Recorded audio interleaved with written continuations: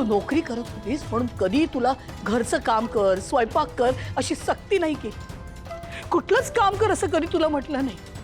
तू आलीस ना त्या दिवसापासून माझ्या लक्षात येते की दर 2 दिवसांनी बायफळ खर्च करतेस तू। नको असलेल्या गोष्टी खरेदी करून घरात आणतेस। अगं एवढंच काय, तू आणि तुझा नवरा हा माझा मुलगा हरीश स्वतःपुरता खाऊ आणून गुपचूप तुमच्या रूम मध्ये जाऊन खाता। कधी बोललो का ग आम्ही? कधी दाखवलं तसं? अगं आम्ही सोड, कधी माझ्या सासूबाईंनी तुम्हाला काही सुनावलं नाही ना? अगं तू या घरात आलीस, नवीन नवीन गोष्टी करायला लागलीस, आम्ही केला ना पटकन स्वीकार। मग आमच्या जुन्या गोष्टींची तडजोड करायला एवढं का ग कठीण जातं तुला?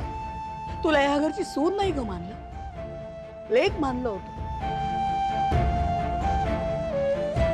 आणि खरं तर मानलं नाही, तुला तसं वागवलं। तुला आम्ही लेकीसारखं वागवलं आणि तू माझंच घर उद्ध्वस्त करायला निघालीस। माझं घर तुला जुनाट वाटतं? हरीशने जेव्हा तुझे दागिने विकले होते तेव्हा कान धरून त्याला मारत सोडत तुझ्या पायापाशी आणलं होतं, तुझी माफी मागायला लावली होती, तुझ्या कुटुंबाची माफी मागायला लावली होती।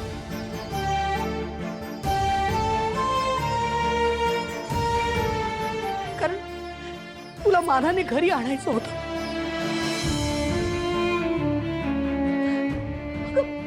आता सुद्धा भावना सिद्धूचं लग्न झाल्यानंतर पुन्हा तू रुसलीस, निघून गेलीस, तेव्हा सुद्धा हे आणि मी हात जोडून तुझ्या दारापाशी आलो होतो की परत ये, तेव्हाही ऐकलं नाहीस तू आमचं।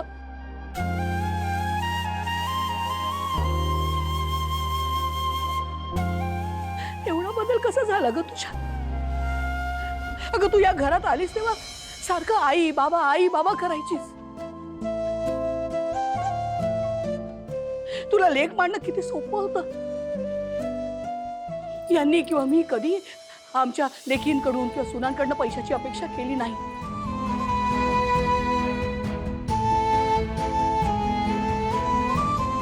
पण तू अनेकदा प्रेमाने आमच्या कठीण काळात स्वतःहून पुढे होऊन म्हणायचीस, बाबा मी मदत करते, मी पैसे देते।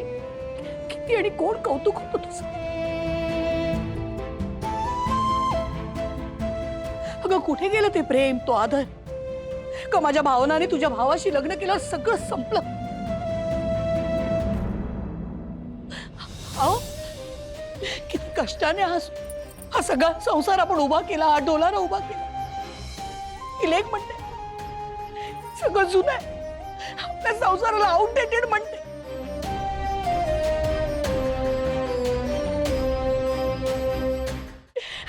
माझ्या स्वयंपाकघरातली प्रत्येक गोष्ट मोडीत काढली हिने।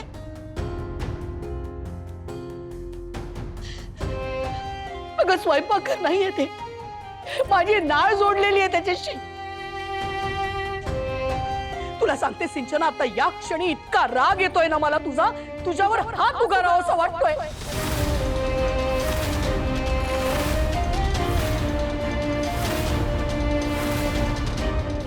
पण नाही करणार तसं।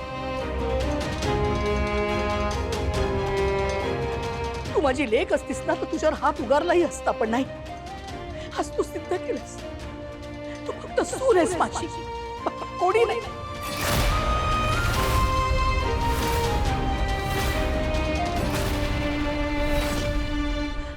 अगं हे जे जरा बाबा म्हणतेस ना, ते खरंच बाबासारखे वागलेत तुझ्याशी। पोटच्या पोरीने इतकंच तुझ्यावर प्रेम केलं, मी तर म्हणते काकणभर जास्तच प्रेम केलं, जास्तच सूट दिली तुला। चुकलोच मी। अहो हीच ती पोर म्हणते की आपला संसार जुना आहे, बोरिंग आहे, आउटडेटेड।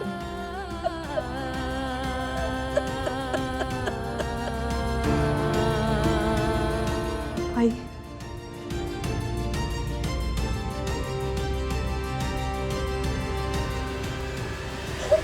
लक्ष्मी नको रडूस, आता रडून नाही चालणार लक्ष्मी।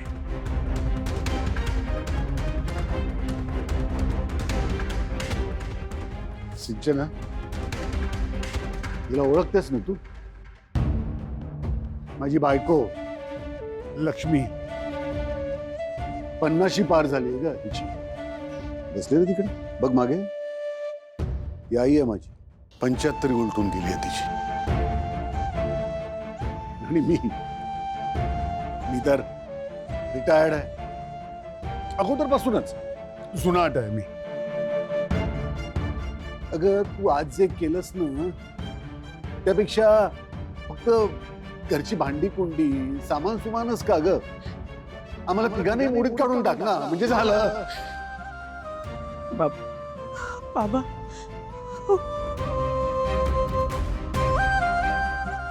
लक्ष्मी, आई, चला आता इथे राहण्यात काही अर्थ नाही.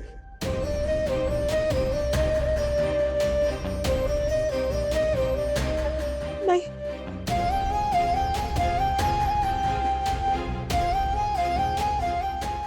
या घरात आता आपल्याला जागा नाही.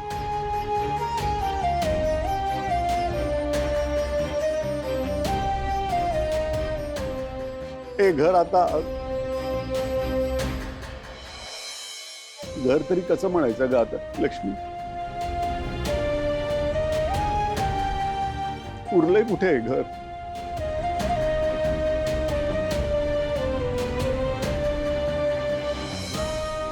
फक्त आता या 4 भिंती उरलेल्या आहेत.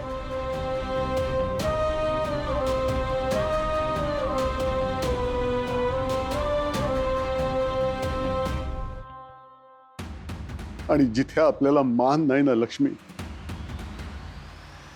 तिथं कधीही राहायचं नाही.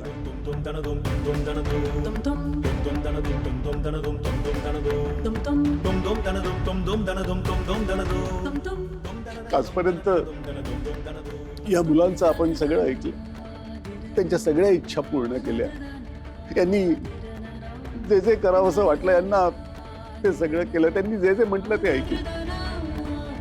तुला वाटलं होतं का कधी इथे मधोमध अशी एक दोर बांधली जाईल आणि आपल्या घराचे 2 भाग होतील लक्ष्मी?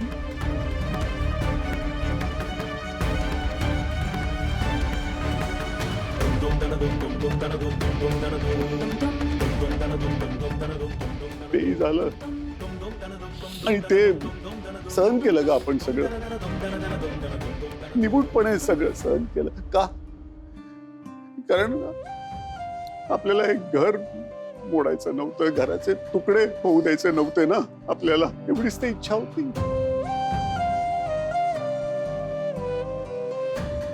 यांनी काही करून एकत्र राहावं यासाठीच केलं ना ग आपण हे सगळं.